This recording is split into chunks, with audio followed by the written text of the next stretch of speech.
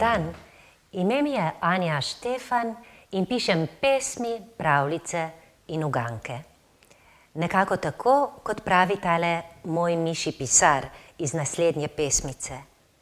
Piši, moja tačka, piši, drobne pesmice za miši in ujemi miši svet v gladko nitko iz besed. Tako pišejo tudi te moje tačke, včasih na računalnik in včasih na papir v zvezek. Zdaj pa o čem pišejo? Včasih o tem, kar opazujem okrog sebe. Včasih o tem, kar navznoter premišljujem. Včasih o tem, česar se spominjam, ali pa o tistem, kar si sproti izmišljujem. Včasih o tem, kar si močno želim. In iz vsega tega nastajajo moje pesmi in moje pravljice. Zdaj vas vabim na en tak majcen sprehod mednje. In ker so moja besedila večinoma zelo lepo ilustrirana, bo to hkrati tudi sprehod med zelo različnimi ilustracijami. Poglejmo najprej tole. Imam zelene čeveljčke in krilce na kvadratke in lahka sem, kot če pomlad obuje si copatke. Pomlad, pomlad, pomlad, pomlad, na češnjah, ki cvetijo in v meni, ki me čeveljčki kar sami okrog vrtijo. Od te razigrane deklice navihanemu fantiču. Bobek. Deček, ki je živel ob jezeru in ki si je silno želel, da bi s čolnom preplul na drugo stran. Naj vam zaupam, da tako kot Bobek tudi jaz živim ob jezeru. In najbrž se je ravno zato zgodilo, da se je jezero znašlo tudi v eni od mojih pravljic, v tej Bobkovi. Živim v Cerknici in naše Cerkniško jezero je najbolj nenavadno jezero, kar jih poznam. Iz leta v leto raje ga imam. Iz leta v leto mi je ob njem lepše. Rada poslušam ptice, ko se sprehajam ob njem, rada poslušam žabe, rada v njem plavam in lepo mi je, ko po njem drsam. Sem rekla drsam? Smo že v zimi.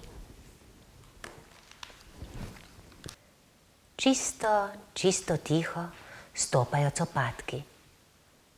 Gazijo po snegu trije majhni škratki. Domek je še daleč, zebe jih ušesa, huda teta zima nanje sneg potresa. Prvi se zmrduje, sneg je huda reč. Drugi obupuje, kje je naša peč. Tretji ne posluša, v žeplu vi snežinke, rad bi si najlepšo spravil med spominke. Nič mu ne povejmo, da se bo stopila, da se v drobno kapljo kmalu bo prelila. Naj otresa hlačke, smeje se čez breg in lovi v ročice drobni beli sneg. Od škratov med miške. Eni, ki je tudi sredi mraza, ampak malo drugače, takole pravi. Ledene zimske sapice postajajo predrzne. Naj le gori, da repek mi ne zmrzne. Se vedno znajdem, tudi zdaj se ne bojim življenca. Me greje pesem, greje čaj in grejejo polenca. To je moja najljubša pesmica iz te knjige Drobtine iz Mišje doline. Od mišk k njihovim malo večjim sorodnicam. Tu imam drobno zgodbo o podgani in o njenih mladih podganicah. Bomo videli, česa so si želele. Lahko bi skuhala marmelado, je rekla mama podgana. A najprej boš nekaj prebrala, so zaprosile njene male podganice. Lahko bi zašila zavese? A najprej boš nekaj prebrala. Lahko bi očistila okna? A najprej boš nekaj prebrala? Dobro, najprej bom nekaj prebrala. In je prebrala dolgo zgodbo o podgani, ki je svoji hčerki iskala ženina. Ta je lepa, so rekle podganice. Lahko še enkrat? Jutri, jim je rekla mama. In tako so podganice iz dneva v dan poslušale zgodbe, nove in stare. Zrasle so in hiša še zmeraj ni imela zaves.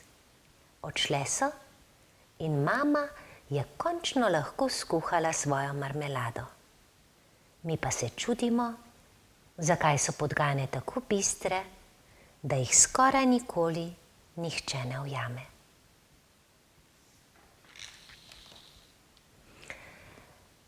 Za konec pa bi nam rada prebrala še čisto drobno zgodbico o čisto drobnih 4 črnih mravljicah. Te 4 črne mravljice me obiskujejo že leta. Skupaj premišljujemo svet in skupaj napredamo nove in nove zgodbe. Precej jih je že in najbrž nekega dne pridejo na dan v obsežnejši knjigi. Za zdaj pa iz te drobne knjižice samo še medved.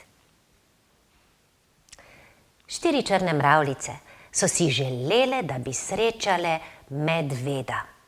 Na Planem niso imele sreče, pa so se odločile, da zlezejo v njegov brlog.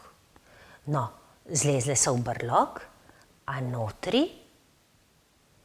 Tu je pa zelo temno, je rekla prva. Tu nekdo zelo smrči, je rekla druga. Nekam ostro mi diši, je rekla tretja. Zrak je res pošteno gost, je dodala četrta. In so sklenile. Če se v pravem času ustaviš in obrneš, potem je to modrost.